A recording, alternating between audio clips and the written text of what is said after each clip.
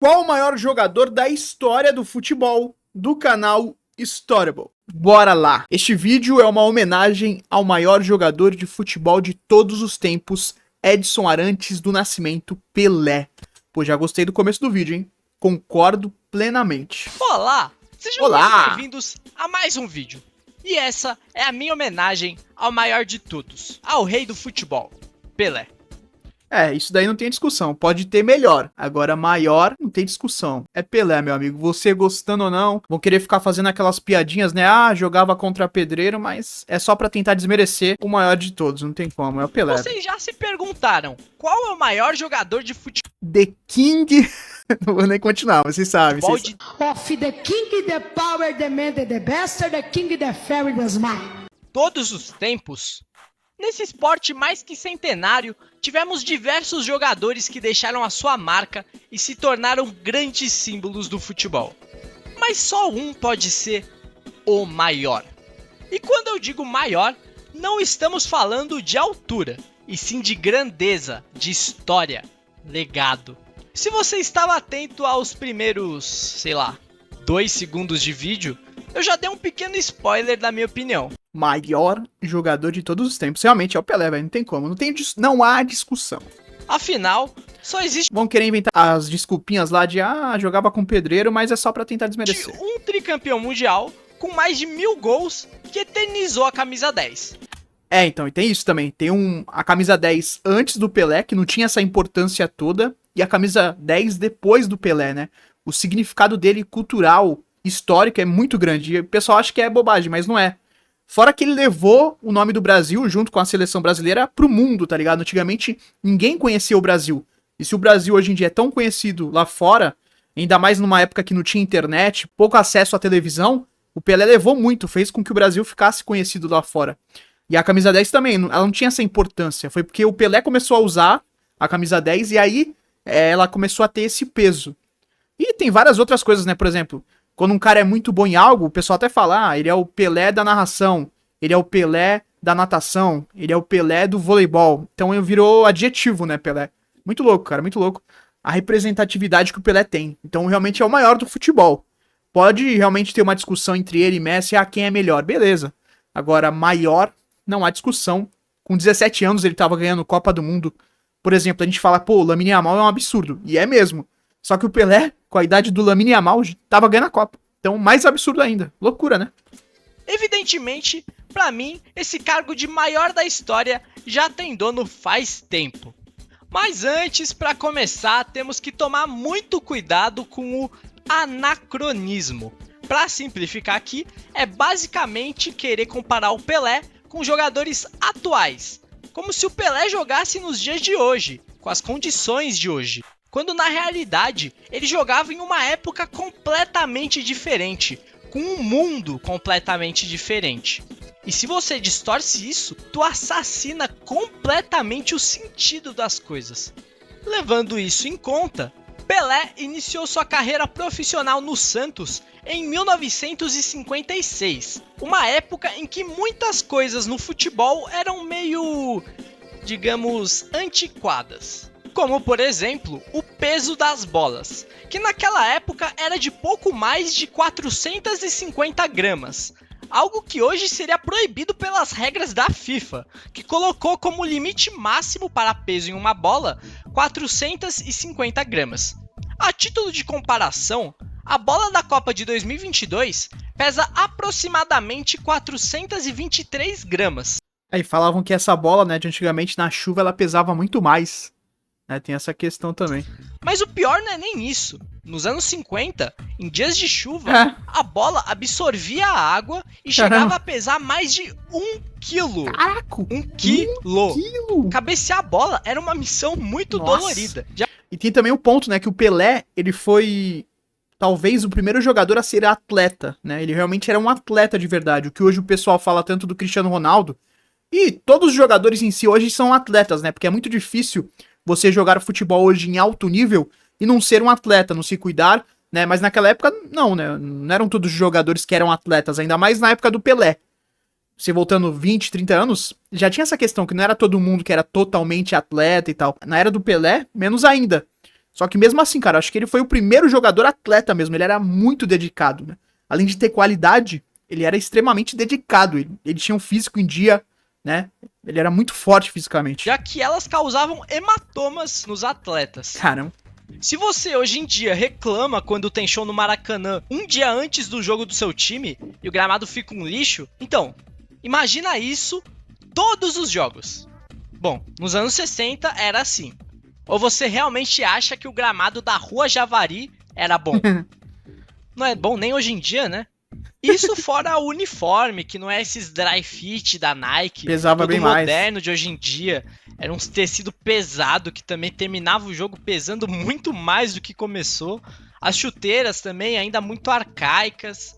Enfim, fora que durante boa parte da carreira de Pelé, não existiam sequer os cartões amarelo e vermelho para divertir os verdade. jogadores. Ou seja, o Pelé era A pancadaria realmente era liberada. E o Pelé, inclusive, ele devolvia, né? Tem até um vídeo bem famoso aí dele contra pela seleção.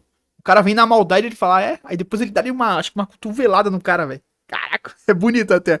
Que o cara vem na maldade e ele só olha assim, tá bom. Aí depois ele vai lá e devolve, dá uma cotovelada no cara que fala, caraca. insanamente Ele respondia à altura, filho. Mas realmente, essa questão da arbitragem, a arbitragem não ficava de olho antigamente.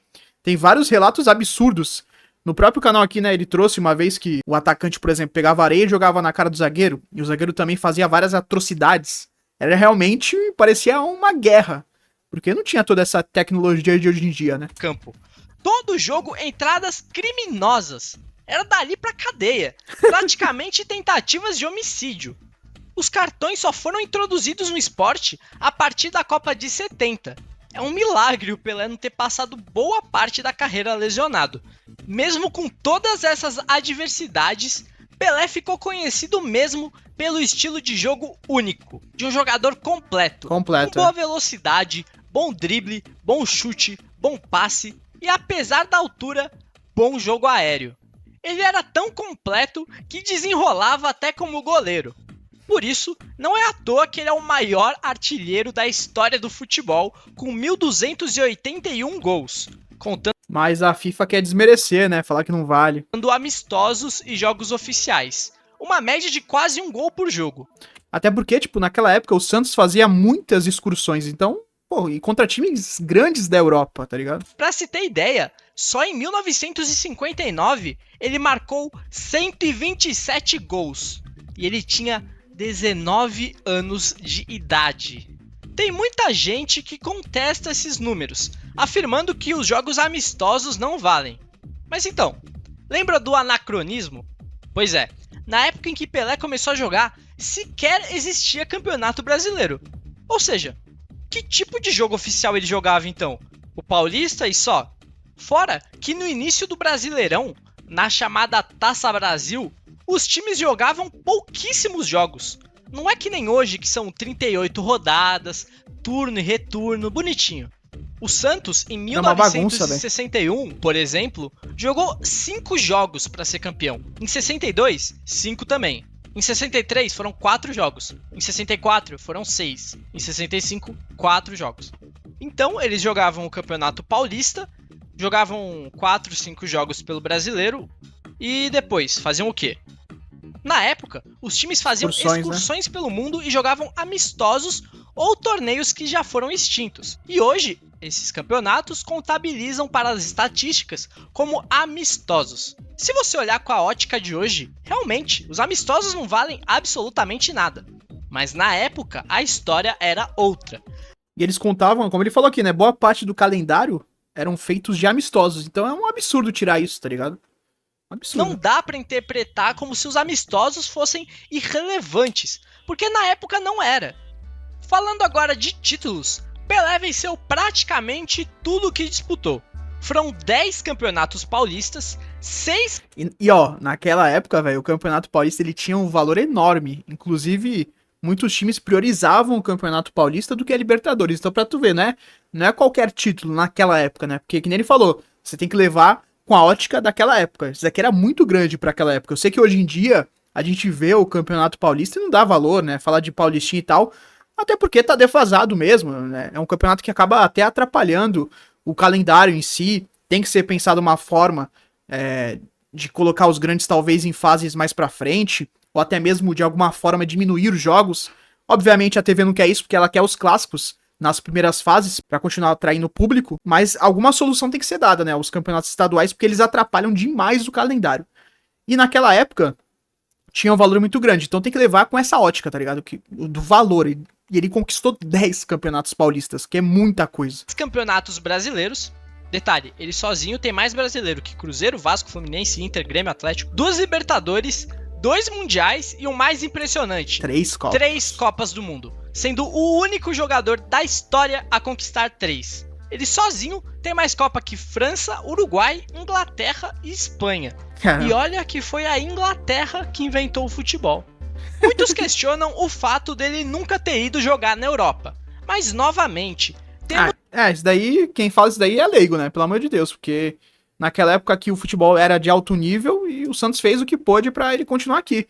E vários times da Europa tentaram ele, tá ligado? Só que não conseguiram. Ele gostava aqui daquilo do Santos. O Santos investiu dinheiro, né? A época em que ele era jogador. Sim. O grande centro do futebol não era a Europa. Não existia essa superioridade financeira de hoje. Não existiam grandes táticas de vanguarda que só os europeus sabiam. Muito pelo contrário. Prova disso é que durante o período de atividade de Pelé, tivemos mais campeões sul-americanos no Mundial de Clubes do que europeus. Cara, que tristeza, né, cara? E hoje em dia pensar que é disparado os europeus, né?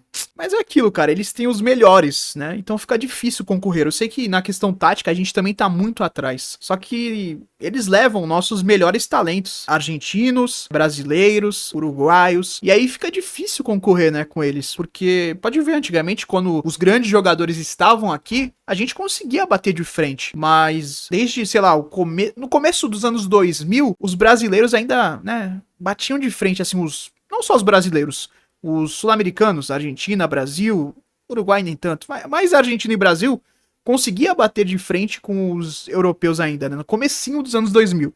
Aí depois, aí acaba, né? Tanto é que o último campeão mundial sul-americano é o Corinthians em 2012, e hoje a gente tá em 2025, 13 anos. E antes do Corinthians foi o Inter, né? Foi o Inter em 2006, se eu não tô maluco. Mas acho que foi isso mesmo. Teve o Estudiantes em 9, que chegou na final contra o Barça, né? E deu um trabalho, quase que o jogo vai pros pênaltis, mas o Barça faz um gol ali no finalzinho. Isso 2009, era um Barça complicado. Mas acabou, né, o Barça sendo campeão. Teve alguns times que deram uma encrespada em uns europeus, mas nada a ponto de ganhar, né? Só o Corinthians mesmo em 12. Foi o último campeão sul-americano. Então é triste essa questão de como ficou desigual o futebol. Eles têm os melhores profissionais, sejam jogadores, treinadores, né, preparadores. O dinheiro tá concentrado na Europa, né? A Europa tem a diferença do euro pro real, né? É muito grande, é gritante. Isso acaba influenciando o melhor campeonato que os jogadores hoje em dia, né, os molequinhos sonham em jogar é a Champions League. Muitas das vezes mais a Champions League do que uma Copa do Mundo, que pra mim é absurdo, né? Mas beleza. E é triste, mas é explicada essa questão desigual que ficou hoje. No futebol, a questão econômica pesa muito, tá ligado? E tá muito desigual. Olha os valores que eles pagam. Tá ligado? Olha o valor de salário, e não só salário.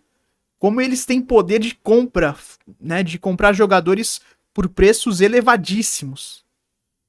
Entendeu? Então, fica difícil concorrer com eles. Então, é explicado, né, essa questão. Os melhores estão lá. E não só jogadores, como eu falei, em vários setores. Então, realmente, eles vão ter essa superioridade. O que é triste, porque a economia no futebol, ela influencia muito. E é difícil a gente pensar que algum dia os sul-americanos vão conseguir bater de frente de novo com os europeus. Complicado, cara. Complicado. A não ser que a gente aprimore muito a questão tática, né? Porque a gente vê algumas seleções inferiores, por exemplo, pega Marrocos, que fez uma baita Copa, né? Tem outros exemplos de seleções menores, com menos qualidade, que conseguem fazer uma Copa boa, por exemplo. Muito pela questão tática, né? Então é isso, né? É isso. Acho que para os brasileiros conseguirem se equiparar com os europeus é só na questão realmente de conseguir aprimorar a questão tática, porque financeira, né? Os melhores vão estar lá. Aí fica bem complicado concorrer. E o Super Mundial, que tá vindo logo logo, ele vai ser um bom teste. Pra gente ver se pelo menos com os times, né, que não são os tops, uns times medianos da Europa, que não estão também naquela fase tão boa. Por exemplo, pega um Benfica, o Dortmund, né? Pega esses times aí médios da Europa pra gente ver se vai ter jogo. Por mais que em alguns mundiais a gente até deu um trabalhinho mínimo aqui e ali, mas também muitas das vezes a gente vê que eles não vêm com aquela vontade. Eu acho que no Super Mundial eles vão vir com mais vontade. E também vão estar em fim de temporada, que pode favorecer os brasileiros, né? Vamos ver, vamos ver. Eu tô curioso pro Super Mundial, porque eu acho que vai tirar muitas dúvidas da gente. Tá chegando, tá chegando. E antes que você diga que eles não ligavam pro Mundial, em Copas do Mundo também a vantagem é sul-americana. Enquanto o Pelé vestia as cores verde e amarela, só teve um Mundial indo pra Europa. Aquele lá da Inglaterra. Caramba. De 66. Pra corroborar, verdade, né? Podemos ver que nas mais diversas excursões do Santos pela Europa, o Santos sempre engoliu os times europeus. Não é à toa que venceu os 2 intercontinentais que disputou. Jogando pelo Brasil, a mesma coisa. As médias de vitórias e gols contra times de América do Sul e África são extremamente semelhantes às médias contra os europeus. Caramba. Eu diria que possivelmente a Ferroviária de Araraquara de 1962 era muito mais time do que o Chelsea de 62. Pior que é verdade. Por isso que o Paulistão era tão forte, né? O futebol europeu não era absolutamente nada demais. Bom, mas aí vai vir um chato e falar: ah, mas o Pelé só jogou com o Pedreiro, daí era fácil fazer gol. Tá, então você quer me dizer que Garrincha, Nilton Santos, Ademir da Guia, Carlos Alberto Torres, Jairzinho, Pepe eram pedreiros? Isso só jogando no Brasil. Eu não falei de Bob Moore, Eusébio. Puskas. Mano, se o Eusébio e o Garrincha eram pedreiros, eu sou um astronauta. Se posteriormente Maradona, Ronaldinho, Messi, Zico e tantos outros sonharam em vestir a camisa 10, foi por causa do Pelé. Tenho certeza que foi por causa do Pelé. É muito louco, porque não tinha esse peso antes dele, né, vestir a camisa 10. E quando ele veste, conforme ele vai jogando bem e tal, vai criando essa mística da camisa 10. Que é muito louco, cara. Entender a origem de como criar essa mística aí da camisa 10. Antes dele, 10 era só um número. Era só um número. Ele que deu esse significado, esse peso à do camisa. Craque, né? Do craque do time vestir a 10. Acaba aqui. É o maior. O jogador que mais reúne história, legado, habilidade e conquistas. É, então, e ele é o jogador talvez mais... Talvez não, ele é o jogador mais completo do futebol. O que mais chega talvez perto dele é o Cristiano Ronaldo. Só que o Cristiano Ronaldo não tem a genialidade que o Pelé tem. Eu não tô falando que o Cristiano Ronaldo não é gênio, porque eu discordo até de algumas pessoas que falam que o Cristiano Ronaldo não é gênio. Eu acho que dentro do que ele se propõe, o Cristiano Ronaldo é sim um gênio. Agora, perto do Pelé não dá, filho. Pelé era algo assim estratosférico, e até pra época que ele jogava, a forma como ele se dedicava, né, ele era um jogador completo. E se você for pensar, como ele falou aqui, ele não tinha nenhuma grande estatura, e mesmo assim era bom no jogo aéreo, era um jogador totalmente completo, habilidoso, chutava muito bem, tinha frieza, fazia gol de bicicleta, de cabeça, era completo. Tem 3 Copas, né? É Pelé. Pra mim, indiscutivelmente, o maior jogador de todos os tempos. O maior não tem discussão. Se você discorda, por favor, sinta-se livre, me diga quem é o maior jogador da história aqui nos comentários. Evidentemente, não existe uma só pessoa que agradou a todos, nem mesmo o Pelé. Há quem diga que é impossível um brasileiro ser o maior jogador de futebol da história. Essa síndrome de vira-lata imposta a nós desde o Brasil colônia muitas vezes impede de enxergar as riquezas e belezas dessas terras. Uma delas, o Pelé. Infelizmente, Edson Arantes do Nascimento nos deixou no final do ano passado. Mas Pelé será eterno e minha forma de retribuir foi fazendo esse pequeno trabalho, com todo amor e carinho que o rei merece. Esse não foi um vídeo bibliográfico contando tintim por tintim da história dele, foi apenas uma homenagem. Uma homenagem emocionada, destinada a quem tanto fez por esse país e pelo futebol. Eu queria ter feito esse vídeo antes, no mês passado, era um assunto que estava mais em alta, mas eu tinha que terminar a parte 2 sobre a Copa do Mundo. Bom, espero que tenham gostado. Ultimamente só vídeo triste, né? A Croácia, aí o Pelé morre. tudo bem. Espero que vocês tenham gostado mesmo assim. Não esquece de se inscrever no canal, por favor. Tem muita gente que acompanha os vídeos e não... Esse daí eu vou deixar o vídeo original na descrição. Cara, o Storyable sempre trazendo vídeos muito bons. E é isso, cara. Tem que valorizar muito a história do Pelé. E vídeos como esses são muito importantes, porque eles ajudam a fazer com que a nova geração entenda e continue dando o devido valor ao que foi o Pelé, né? Porque o Pelé realmente é algo muito grandioso, muito grandioso. Eu sei que essa nova geração gosta muito do Messi, do Cristiano Ronaldo, e agora tá surgindo o Yamal, que também aparentemente vai ser um fenômeno, que com 17 anos já tá jogando muita bola. Mas vale lembrar, com 17 anos o Pelé tava conquistando uma Copa. Naquela época ele já fez tanto, mesmo com pouquíssimo recurso. Então é muito louco, e o Pelé é o maior. Pode ter discussão quanto ao melhor, porque aí vai a questão de época, vem várias discussões, até uma discussão injusta, né? Porque o Pelé jogou em outra época, o Messi jogou agora, então o futebol muda totalmente. Mas acho que o jogador mais adaptável seria o Pelé, mesmo assim. Se ele jogasse nessa época, ele conseguiria se adaptar tranquilamente também, porque em uma época em que os jogadores não eram atletas, ele já era. Bom, é isso daí, deixe seu comentário, sua opinião, deixe o like e até o próximo vídeo. Valeu!